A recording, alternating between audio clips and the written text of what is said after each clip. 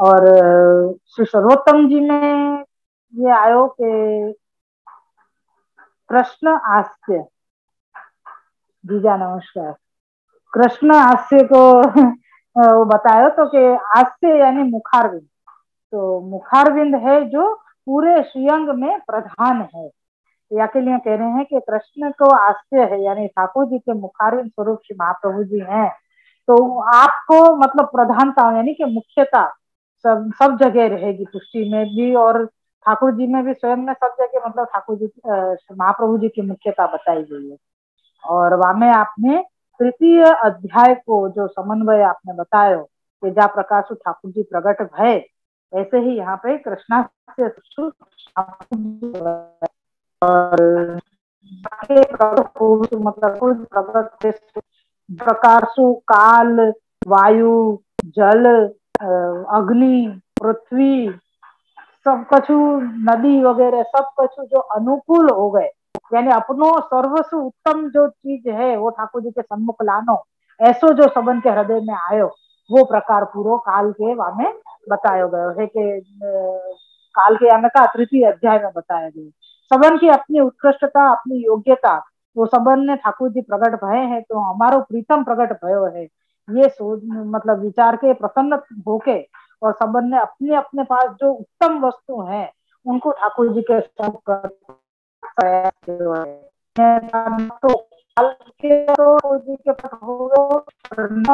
वर्षा ऋतु हती या न जल शुद्ध है, न वायु शुद्ध है, न पृथ्वी शुद्ध है वह समय में, लेकिन फिर भी ठाकुर जी को प्रकट भयो या तो सबन ने अपनी उत्कृष्टता बतावे के लिए सब कुछ होता है। प्रभु जी मुखार स्वरूप तो भी आनंद छा गए है। ये कहा से सर्वोत्तम जी में आयो थे, सही आयो। श्री वल्लभाधीश जय। जीजा पधारो। हाँ श्री वल्लभाधीश की जय। वल्लभाधीश की जय। साईं जी परम दयाल की जय। श्याम सुंदर श्री अम्मे महारानी की जय। श्री गिरिराज धन की जय। गोवर्धन नाथ प्यारे की जय। अब यहाँ पे क्या है कि कृष्णाष्टमी स्वरूप को वर्णन शुरू हो चुका है और सब वैष्णव कह रहे हैं कि भाई हम तो बाद में सुन सुन के थोड़ा हम मनन करेंगे, तो अब थोड़ा सा हम आगे बढ़े, यानी बहुत ज्यादा तो मतलब है तो थोड़ा सा, लेकिन ये क्या है कि अभी कल भी चलेगा यहाँ। तो कृष्णा के स्वरूप को वर्णन कम से कम 2 दिन और चलेगा। तो सब क्योंकि क्या है कि थोड़ा थोड़ा करेंगे तो सब को मनन होता रहेगा। जैसे सब वैष्णव को खूब खूब आशीर्वाद। अम्मा को नमस्कार, मासी को नमस्कार।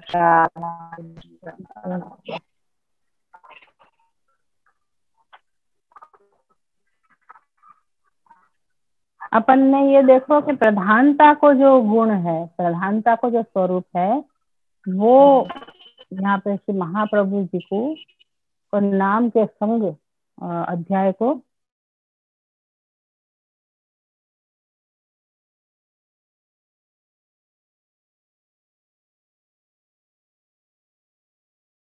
घटित करे है, करी है। तो यहाँ पे सबसे पहले काल को वर्णन बतायो कि ऐसा शोभित भयो परम शोभन है, यानी स्वयं ऐसा शोभित भयो के वाने परम को भी शोभा रूप बना दिए, यानी जो परब्रह्म है, कृष्ण है, उनको शोभा युक्त कर दिए। तो ऐसे प्रकार से वर्णन आयो।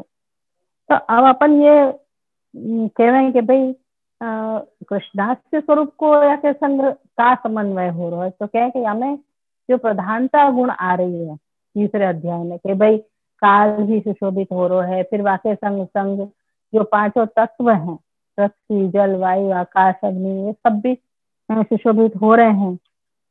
तो और जैसे यूं के कई के जैसे सेवक हुए तो स्वामी को शोभा बढ़ाने वाले होने चाहिए। ऐसा नहीं कि जैसे सेवक होए जैसे स्वामी होए बहुत अच्छा लग रहा है, लेकिन सेवक एकदम क्या ना कि ये तो पुष्टि मार के दुबले पतले आपके सेवक, नाम पुष्टि रखो है आपने, तो हमने तो पहले ही मना करी थी तो भी ये आ गए।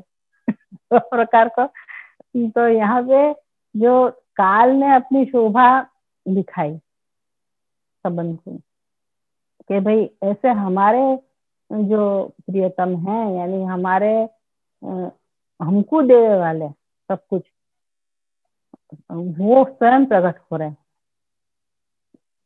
जैसे राजा होए तो जैसे राजा के सामने उनकी प्रजा होए, वो कैसे सारे अपने वस्तु बता देवे कि भाई आपने हमको दी है और अब आप पधारे तो हम आपको उपयोग नहीं करें। कितनी बार ऐसा हो जाए ना कि भाई पियर वाले आवे ना तो वो जो उनने दियो है ना वही डाइनिंग सेट निकले। तो आप प्रकार तो ऐसा हो जाए कि भाई आपने ही दियो है तो आपको ही दियो भाई वस्तु है, तो वो आपके सामने हम प्रकट करें तो अच्छो लगे। ये तो ऐसे ही थोड़ा उदाहरण दे दियो, क्योंकि क्या है कि जब तक लौकिक उदाहरण नहीं देवा ना तब तक गले बात उतरे नहीं कोई के, क्योंकि अपनो जो स्वभाव और अपनी जो वो हो गई है ऐसी मेंटालिटी हो गई कि अलौकिक वस्तु को अपन कैसे समझें, तो वाकई लिए उपमा देनी बहुत जरूरी है। तो आज जो है वो उपमा को बहुत आएगो। तो आज बहुत सुंदर आरोह है कि अपन ने भूमि की उत्कृष्टता देख ली, अपन ने नदी की उत्कृष्टता देख ली, और अपन ने जो वायु तत्व है वाकई उत्कृष्टता देख ली कि बहुत धीरे और सुगंधित होके और पुण्य वालो होके चल रहा है, यानी पवित्र। ऐसा कहते हैं ना अपन कि भाई पवित्र वायु चल रहा है बहुत। अपन के हवा भी चल रही हो ना तो वहां में पवित्रता होनी चाहिए, भले वो होए लेकिन पवित्रता नहीं हो तो वो भी नहीं चले। तो ऐसी वायु तत्व को जो उत्कृष्टता है वो अभी बतावें कि वाकई उत्कृष्टता कैसे है। जो वाको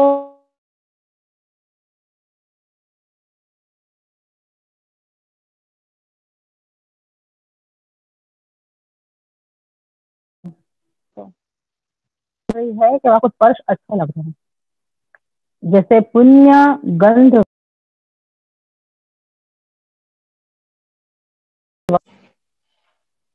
यानी सुगंध और आ रही हवा में तो पवित्र, वो भी सुगंध को वहन करती हुई। तो ऐसी पवित्र वायु आ रही है या प्रकार से वायु तत्व की उत्कृष्टता अपन के हो गई। सर्वत्र उत्कृष्टता ही उत्कृष्टता है। यहाँ पे प्रश्नार्थ स्वरूप का वर्णन है। तो जब भी हम कोई उत्तम वस्तु देखें तो वहां पे भी हम उत्कृष्ट वस्तु देखें, तो वहां में भी अपन श्री महाप्रभु जी को वो कर सके। भाई हमारे ठाकुर जी को जब हम मुखारविंद में देखें तो तब भी यहाँ पे हरिराय जी गोकुलनाथ जी ऐसी आज्ञा करें तो अपन महाप्रभु जी को याद कर सकें, श्री महाप्रभु जी को स्वरूप को स्मरण कर सकें। क्योंकि यूँ कहना है कि जब मुख देखें तब अपन की फल को चिंतन करना चाहिए, ऐसा श्री हरिराय जी आप आज्ञा करें हैं। तो या प्रकार फल रूप ऐसे श्री महाप्रभु जी को कृष्णा से स्वरूप को वर्णन को बहुत सुंदर यहाँ पे समन्वय है। तो वायु को, भूमि को, नदी को और वाको हो गए। अब है अग्नि को, के अग्नि जो है वो द्विजाति ब्राह्मण है, वो यज्ञादिक करे हैं और अपनी अग्नि कहीं पे वो ढक के रख देने हैं, और जब वापस जब उनको जरूरत पड़े तब वो पुनः कार्य के लिए रखे वहां को। पर वो भी कहा है वो कंस के डर के मारे वो सब शांत हो गई थी, तो वो अपने आप प्रज्वलित हो गई, क्योंकि वो अग्नि को भी यूं डर रहे कि मेरे प्रभु पधार रहे हैं और मैं कैसे शांत रह सकूं। तो यासु वो अग्नि भी प्रकट हो गई। तो यासु वो प्रज्वलित होकर यहाँ पे शांत शब्द आयो, मतलब ऐसे प्रज्वलित नहीं, भड़का नहीं है कोई भड़को थी गयो नहीं, भड़का नहीं भयो, वो प्रज्वलित हुई तो शांत तरीका से एकदम यो सुकोमल, जैसा अपन गैस लाइटर से गैस चालू करें तो वो शांत तरीका से चालू हो गए, तो वो समझ लो कि भाई वो शांत तरीका से चालू हुई, अग्नि प्रज्वलित हुई। और नहीं तो शांत शब्द नहीं कहते तो यहाँ पे ऐसा लगता कि कहीं एकदम से कहीं अग्नि प्रकट तो नहीं भाई, ऐसा नहीं भयो। मतलब वाने भी अग्नि ने भी अपनी उत्कृष्टता प्रकट करी, यानी कृष्णा से स्वरूप से मेल हो रहा है। जहाँ पे भी अपन जब भी बांचो तो कृष्णा से स्वरूप मेल करते जाइयो, क्योंकि मैं सुबोधनी जी नहीं बांच रही हूँ, मैं नाम के ऊपर बोल रही हूँ। तो यह प्रकार जब प्रभु को प्रादुर्भाव हुए हैं, तो जब ये जो साधु हैं वो असुरन के विरोधी हुए हैं, उनके मन में अत्यंत प्रसन्न हो गए कि अब तो प्रभु प्रभु को प्रादुर्भाव भयो है वह समय। और यासु है ना, वो उनकी जो अग्नियां जल गई तो उनको अंतःकरण में बहुत प्रसन्नता हो रही है कि अब ठाकुर जी को प्रादुर्भाव होगा तो अब या कंस को नाश होएगा। तो यहाँ पे अपन मुख्यतया कृष्णास्य नाम को स्वरूप की और लीला की दसम स्कंद के संग अवगाहन कर रहे हैं, ये ध्यान रखना। यहाँ से एक में प्रसंग यहाँ लेंगे। अब आगे है कि किन्नर गंधर्व चारण अप्सरा आदि सब नृत्य करने लग गए, देवता सुमन वृष्टि करने लग गए, मतलब गान आदि वाद्य बजाने और नृत्य करना, ये सब गंधर्व और सब करने लग गए, अप्सरा वगैरह। और देवता क्या करने लग गए कि पुष्प की वृष्टि करने लग गए। तो ऐसे सर्वत्र उत्कृष्टता दिख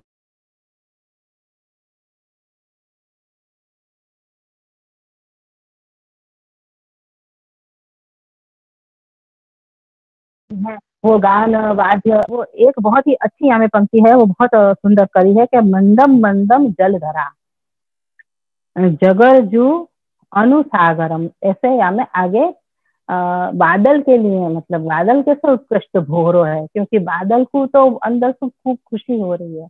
अब क्यों खुशी हो रही है वो आगे आएगा कि अब अपन है ना, ऐसे नहीं, ऐसे मतलब मैं तो ऐसे बोल रही हूँ जैसे कोई मुशायरा कर रही हूँ, तो सब ऐसा सब यहाँ वस्तु को आनंद लेते हुए अपन मतलब आगे बढ़े। कोई मतलब अपन कोई उपदेश ले रहे हो और एक बोरिंग सो कोई विषय चल रहा हो, ये प्रकाश को अपन नहीं सुनना है, या कोई एक आनंद लेते हुए सुनना है, और या को हमको ये तस्दीक भी नहीं कि भाई या को याद नहीं रखना है, पर या को अंतःकरण में बिठानो है कृष्णा के स्वरूप को, ये कितना उत्कृष्ट है। तो हम यूं कह रहे हैं कि मंदम मंदम जल धरा, जल धरा जगर जू अनुसागरम, मतलब वो जो जलधर है यानी बादल हैं, वो मंद मंद गर्जना कर रहे हैं। कैसे मंद मंद, मतलब बहुत धीरे धीरे। जगर जो अनुसागरम यानी पहले तो सागर गर्जना करे, तो सागर गर्जना कर रहे है ना, बाकी पीछे पीछे बादल भी गर्जना कर रहे हैं। तो यहाँ में आपने ऐसा व्याख्यान श्री महाप्रभु जी ने करो है कि पहले तो यहाँ जलधर शब्द को प्रयोग क्यों किया वो बतायो कि जलधर यानी जल को जो धारण करे वो जलधर, जल को धारण करे वो जलधर, मतलब कि जल की वो बरसात नहीं कर रहा, नहीं तो जल मुझ कहवाते, पर वो जल की बरसात नहीं कर रहा है। और जल भरे भरे बादल हैं तो बरसात बरसात कर लेना चाहिए, पर वह बरसात नहीं कर रहा। क्यों नहीं कर रहे, तो कह रहे अगर वो जल की बरसात करतो तो इनको नाम जलमुझ हो जातो, पर ये जल की बरसात नहीं कर रहे हैं, उनको धारण करके रख रहे हैं, या तो ये जलधर है। ये जल की बरसात क्यों नहीं कर रहे हैं, या तो कारण बता रहे हैं आचार्य जी महाप्रभु के ये क्या है। कहे तो के पहले आयो कि देवता लोग पुष्प की वृष्टि कर रहे हैं, अब पुष्प की वृष्टि कर रहे हैं तो पुष्प की वृष्टि तो एक अद्भुत बात है भाई, देवता है पुष्प की वृष्टि ऊपर से कर रहे हैं, तो ये तो बहुत ही अद्भुत बात है। बहुत ही अपन को ऐसा लगे आ हा कोई अपन के पुष्प की वृष्टि कहीं तो अलग से आ रही है, अद्भुत बात हो रही है भाई।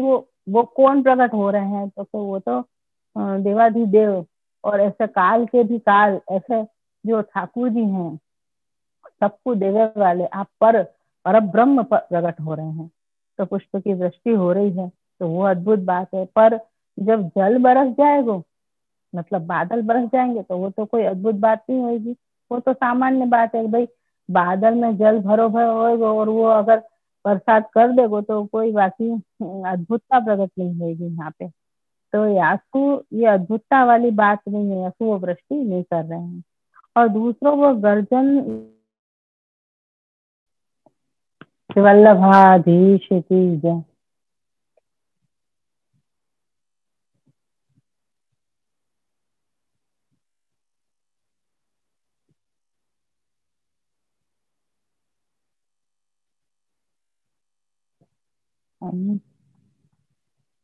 अब यूं कह रहे हैं कि भाई ये गर्जन तो कर रहे हैं पर बहुत धीरे धीरे गर्जन कर रहे हैं, तो जल वृष्टि नहीं कर रहे हैं। सर्वे में एक और भी कारण है।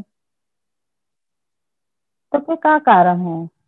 तो कि जब तक प्रभु को प्रागट्य नहीं भरता ना, तब तक तो ऐसा होता कि नील रंग को अशुभ माना जाता। नील रंग है, कालो रंग है, वहां पे ऐसा माना जाता था कि भाई ये शुभ नहीं है, अच्छो नहीं मानते थे। तो वह समय वो बादल क्या करते थे कि बरसात कर देते थे, तो वो फिर सफेद हो जाते थे। तो यह प्रकार से, परंतु जब प्रभु को प्रादुर्भाव भयो, तब वो जल की बरसात नहीं कर रहे, क्योंकि बरसात कर देंगे तो सफेद रंग हो जाए, तो कोई निंदा तो नहीं करे। देखो तो वो नील रंग के बादल, या तो वो सफेद नहीं है, वो पहले तो सफेद हो जाते हैं, या तो कोई नहीं निंदा कर सके भाई अब तो ये सफेद हो गए हैं, तो कैसे निंदा करें अब इनकी। तो या तो वो नील रंग के बादल जो हैं वो प्रभु को प्रागट्य हो गए, तो अब इनको ऐसा लगे कि अगर हम सफेद हो जाएंगे तो कोई लाभ ही नहीं है, क्योंकि नील रंग के रहेंगे तो प्रभु के उपमा देवे के तो काम आएंगे। प्रभु के हमारे रंग छू प्रभु की उपमा दी जाएगी, कि क्या उपमा दी जाएगी? तो कि घनश्याम स्वरूप है। का उपमा दी जाएगी कि घनश्याम स्वरूप है, मेघ श्याम स्वरूप है ठाकुर जी को, ऐसे दी जाएगी उपमा। तो यासु वो मन में ऐसा फूल रहे हैं, खुश हो रहे हैं कि अरे वाह, कि हम जल भर के रखेंगे तो हमारी उपमा प्रभु को दी जाएगी। और प्रभु कैसे हैं? तो कहेंगे घनश्याम है, बादल के जैसे हैं। तो भाई यार ये बरसात नहीं कर रहे हैं, और जाको धारण करके उनने रखो है जल को, बरसात नहीं कर रहे हैं। बरस जाएंगे तो उपमा कौन सी देंगे?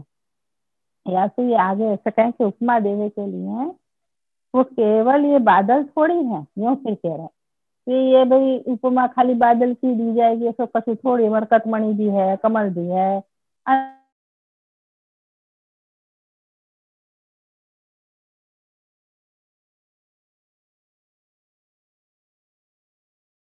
तो मतलब ऐसा क्यों लग रहा है कि भाई बादल को ऐसा क्यों? तो कह रहे हैं कि सबकी समान उपमा तो है, उपमा भी दे सके, ऐसा नहीं है, ठीक है उनकी उपमा दी जाए, फिर भी बादल की उपमा ज्यादा देंगे। क्यों देंगे?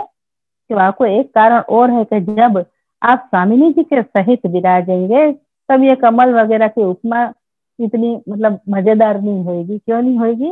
वो कहे ना कि जब ठाकुर जी रास में हो गोपी जनन के संग, तो ऐसी शोभा होवे जिससे ठाकुर जी तो कौन है, श्याम मेघ समान है और बिजली के समान, तारागण और बिजली के समान वो हैं, स्वामिनी जी हैं।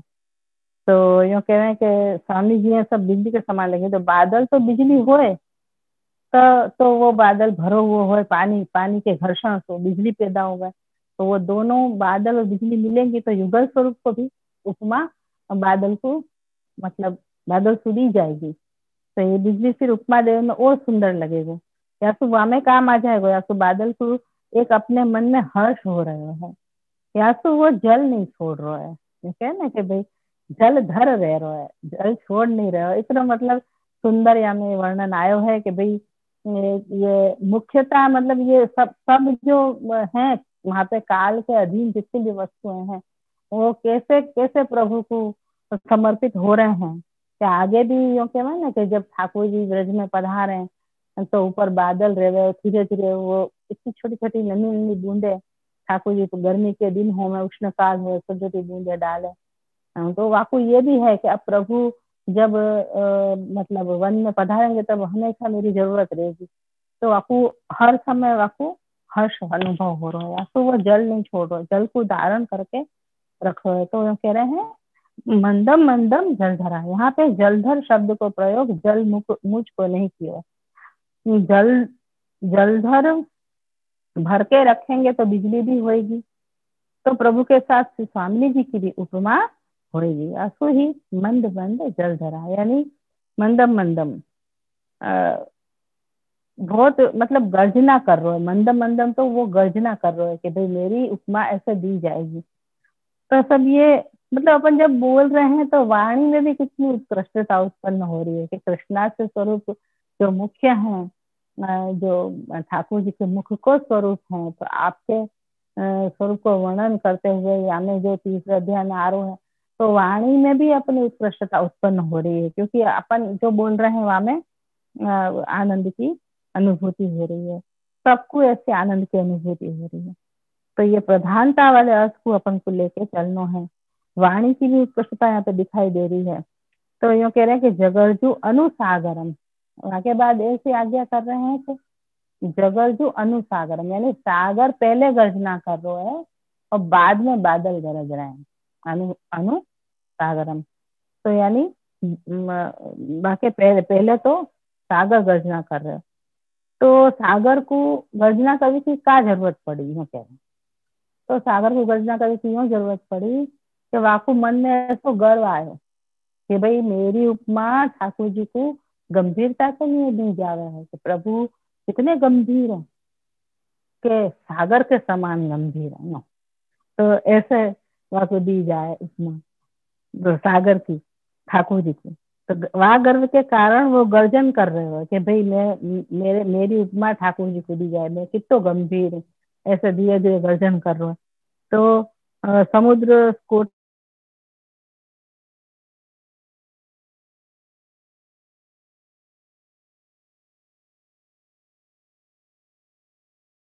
करने के लिए गर्जन करो ना, तो बादल ने कही कि तू इतना गर्व क्या कर रहा है, मेरी उपमा तो धर्मी स्वरूप के लिए दी जाएगी, तेरे तो सिर्फ धर्म के लिए दी जा रही है कि भाई गंभीर है सागर की तरह, तो मेरी उपमा काय के लिए दी जा रही है, तो क्या इतने ठाकुर जी को स्वरूप जो धर्मी स्वरूप स्वयं है और साथ में स्वामी जी भी विराज रहे हैं, तो यहाँ के प्रकाश बादल भी मतलब पीछे से गर्जना कर रहे हो कि सिर्फ धर्म ही समान है तुम्हारो तो, और मेरो तो स्वरूप की भी समानता हो रही है मेरे से, तो ऐसे प्रभु को मेरी उपमा तो स्वरूप के लिए दी जाएगी और तुम्हारी उपमा तो सिर्फ धर्म, हाँ भाई गंभीर है, धीर गंभीर है, तो वो तो धर्म कह रहा है वो खाली भाई हाँ ये ऐसे है यूँ, परंतु स्वरूप ऐसा है यानी वो तो धर्म ही आ गए हो हमें।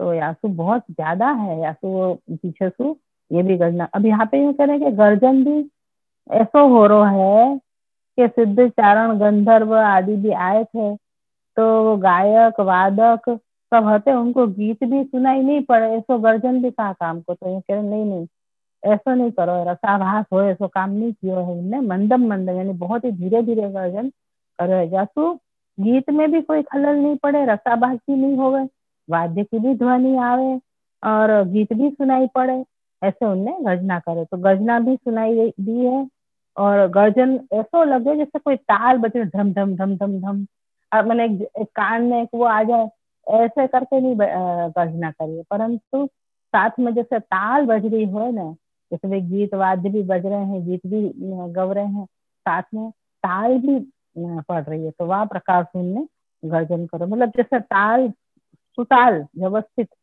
हो रहे हो, तो या तो कहीं रसाभास नहीं हो जाए, तो वो मंद मंद हो रहे हैं।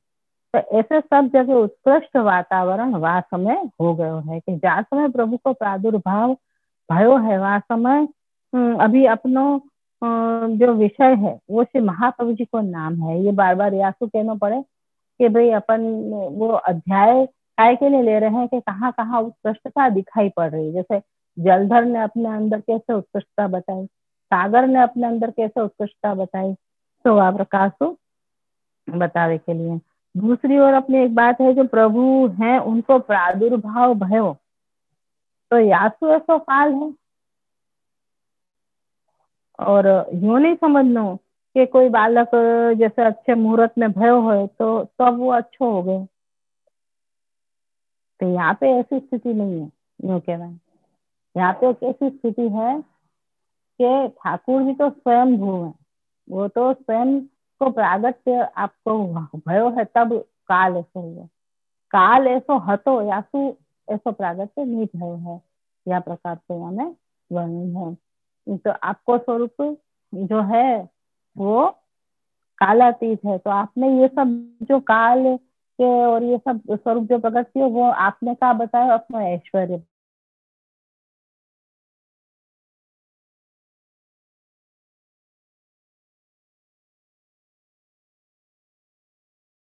आए हो, यहाँ पे ऐश्वर्य ये आए हो और प्रभु हैं जो कालातीत है, ये आपको ऐश्वर्य है। अब आगे आपको स्वरूप प्रकट होए गए, यानी आप बालक रूप अद्भुत बालकाय नमः, ये इसका नाम पुरुषोत्तम सहस्त्र नाम में आवे है।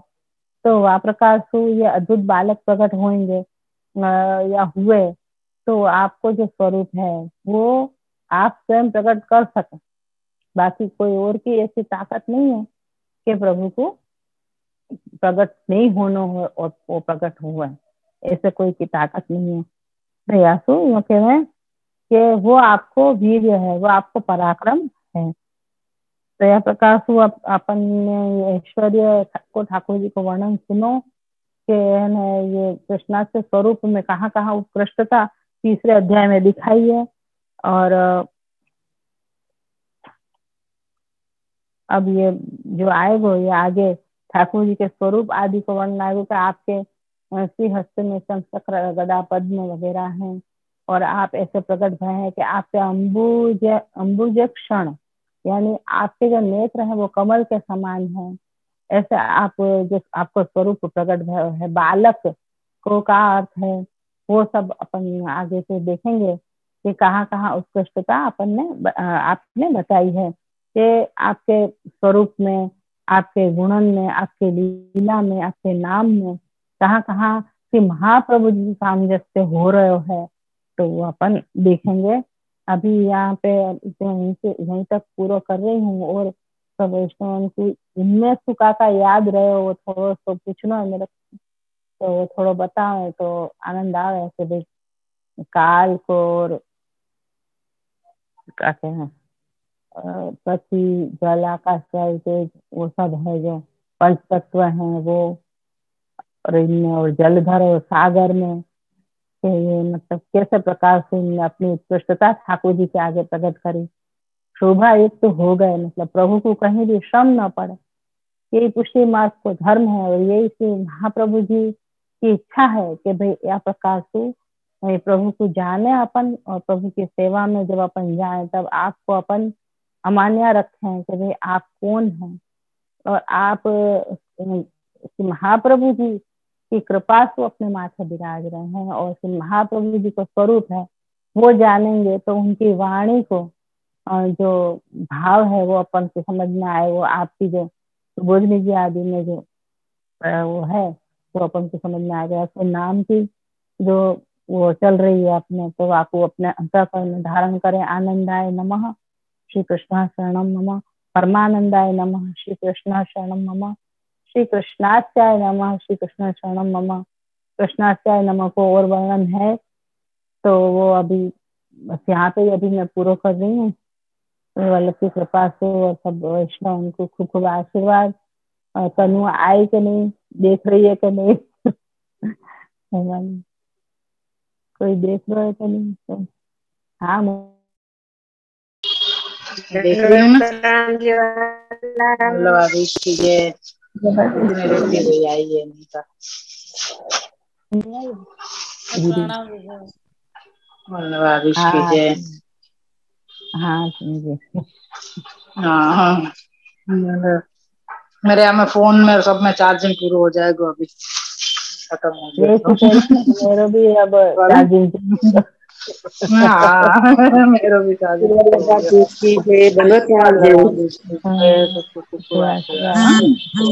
गोदरी जी ने एक चीज बतानी थी, एक सेकंड गोदरी जी ने एक चीज बतानी थी, एक देशीय प्रेम नहीं होना चाहिए वाके लिए, यानी देश है ना याकूबी के श्रवण नेत्र मुख ये सब भी देश यानी खाली अपन सोचते खाली अपन बोल बोल करते रहे और ठाकुर जी की हाथू सेवा नहीं करते हैं, कोई कान से खाली अपन श्रवण करते हैं, आँख से दर्शन नहीं करते हैं, और भी मतलब जैसे नवधा भक्ति को जो स्वरूप है तो वहां में सिर्फ एक ही भक्ति मतलब करते हैं तो वो भी एक देशी है प्रेम के वावे है सभी यूँ थोड़े से भक्ति ना।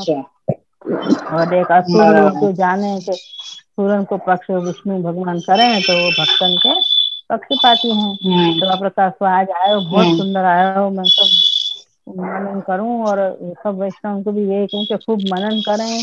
और यूँ समझ लो कि ये कलयुग है वो सब युग के अधिकारी है, और अपन को ये कोरोना है वो भी सब युग के का सब रोग से अधिकारी हो गया है। तो अपन को बहुत समय ठाकुर की कृपा से मिल रहा है, तो वो अपन माँ को सदुपयोग करके, मतलब यही कह रही हूँ कि भाई आखिरकार कोई कोई वस्तु अगर उत्कृष्ट वस्तु के कारण बन गई हो, तो फिर वाको अपन को लाभ उठाना चाहिए, और वाको वो लेना चाहिए, आस्वादन लेना चाहिए।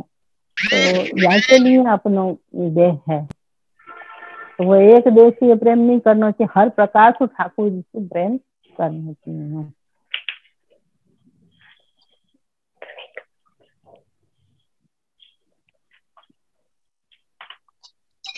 धन्यवाद।